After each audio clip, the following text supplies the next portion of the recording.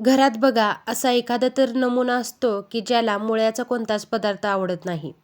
मग बघा त्यांना मुळ्याची अशी भाजी खायला घाला. त्यांना कळणार पण नाही ही भाजी कशाची होती ते.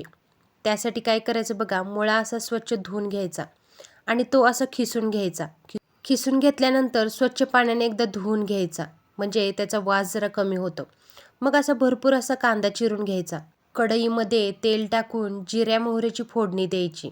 घरामध्ये कढीपत्ता असेल तर कढीपत्त्याची फोडणी द्यायची आणि त्यानंतर त्यामध्ये भरपूर चिरलेला असा कांदा टाकायचा आणि 2 हिरव्या मिरच्या टाकायच्या.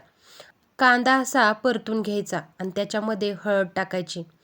किसलेला मुळा टाकायचा आणि परतून घ्यायचं आणि त्यानंतर थोडंसं मीठ चवीपुरतं टाकायचं आणि सर्व परतून घ्यायचं आणि त्याच्यामध्ये असं अर्धा लिंबू पिळून घ्यायचा. असं लिंबू पिळल्यामुळे मुळ्याची भाजी एवढी भन्नाट लागते की बोलायचं कामच नाही.